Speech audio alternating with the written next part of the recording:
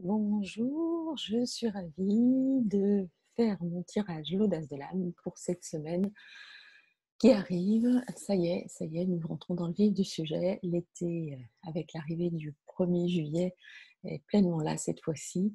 Et du coup, je voulais vraiment regarder finement avec vous qu'est-ce qui allait soutenir cette énergie de l'été, soutenir tous les projets lumineux qui sont donc en connexion avec le soleil, et qu'est-ce qui pourrait éventuellement faire obstacle à un juste déploiement de vos énergies d'été.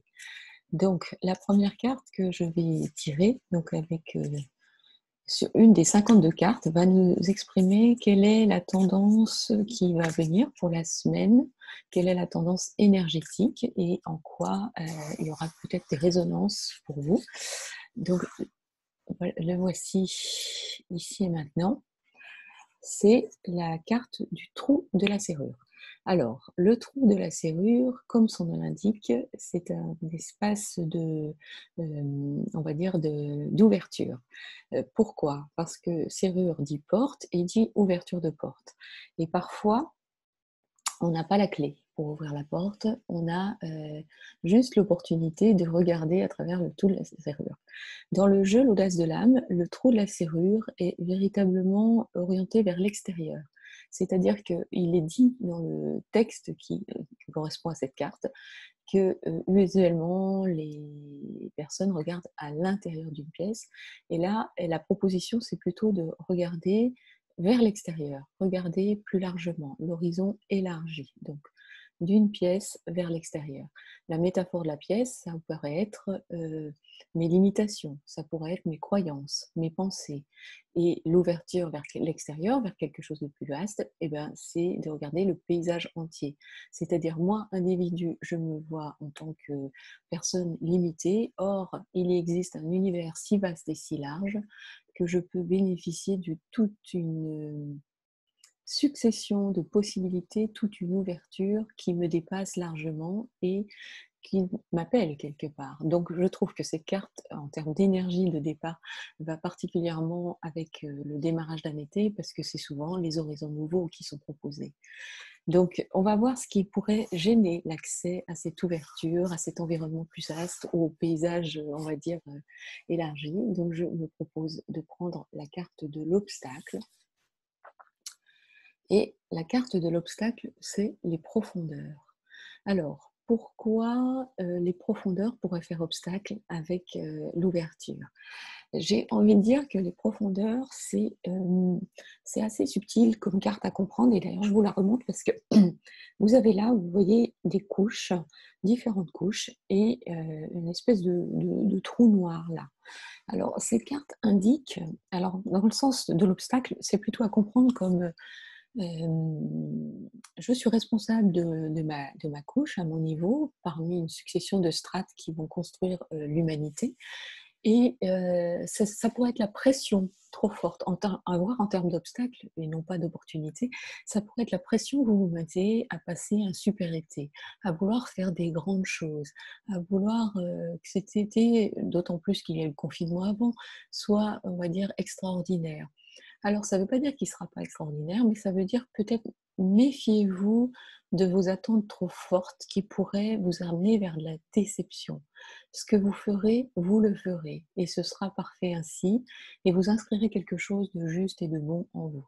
Du coup, moi, je vous propose de plutôt penser la situation comme respiration après respiration, je profite de mon été, je suis dans la jouissance de ce qu'il m'apporte de bon, comme un arbre nous donne ses bons fruits à maturité, plein de vitamines et gorgé de soleil, avec en prime du sucre qui nous donne de l'énergie. Donc voilà, méfiez-vous en effet de trop grandes ambitions ou de vouloir vivre trop de densité.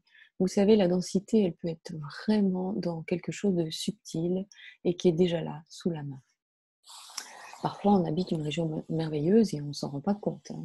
Je voudrais faire un petit clin d'œil à tous ceux qui vivent dans des zones extraordinaires et qui vont toujours chercher plus loin. Alors, qu'est-ce qui peut soutenir? Donc l'accès à l'ouverture, au déploiement de tout un potentiel, donc on trouve la serrure. La cible. Alors, qu'est-ce qui peut soutenir? La cible est une carte qui peut faire peur et la carte de la cible, comme vous le voyez, il y a 2 ronds énergétiques. Un au niveau du cœur, j'arrive pas bien à montrer à l'envers, et l'autre au niveau de la main. Alors là, je pense qu'il s'agit vraiment d'être dans le donner-recevoir.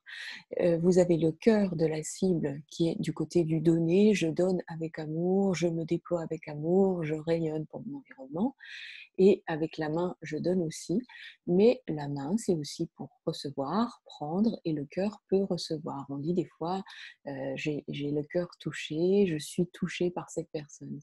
Donc, qu'est-ce qui va soutenir le fait de l'ouverture?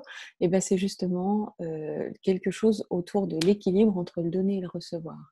Et quelles que soient les situations que vous allez vivre, si vous vous enlevez de la tête qu'il faut absolument faire des choses extraordinaires, en rapport avec la deuxième carte, vous pouvez tout à fait accéder à quelque chose de très fluide, de très bon pour vous.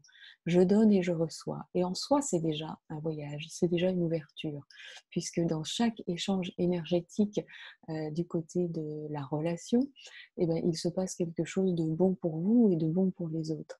Vous voyez, c'est vraiment sortir de cette croyance que tout est mieux plus loin là-bas. Ici, déjà maintenant, c'est bon. Et c'est déjà vacances, c'est déjà les vacances, au sens des retrouvailles avec soi-même, avec les autres. Et ça passe bien sûr par un échange énergétique fort qui nous occupe tous, hein, puisque nous passons notre vie à être dans ce donner-recevoir. Et pour terminer, je vais voir quel va être l'élargissement de cette semaine, c'est-à-dire quelque chose qui nous amène un peu plus haut spirituellement, vous voyez? C'est-à-dire qu'à la fin de la semaine, se retourner, se dire: «Ah oui, j'ai vécu ça et ça m'a vraiment nourri, ça m'a permis de faire grandir mon âme», hein, puisque le jeu s'appelle l'audace de l'âme, donc je reviens quand même sur le thème de l'âme. Et bien voilà, l'élargissement, alors ça va vous paraître, contradictoire, c'est le trou noir. Alors, l'élargissement spirituel pour cette semaine, c'est la compréhension. euh, en fait, je réfléchis à comment vous le formulez finement. Le trou noir, ça peut impressionner, ça peut être ouh là là, qu'est-ce qui va se passer? Je vais être aspiré. En fait, non, le trou noir, c'est aussi la promesse qu'il y a la lumière. Et que dans le basculement des choses, dans la compréhension des choses, mais d'un point de vue fin et subtil, il y a la lumière. Donc, ok, cette semaine, il y a une attente, une proposition d'élargissement. Il y aura peut-être des obstacles.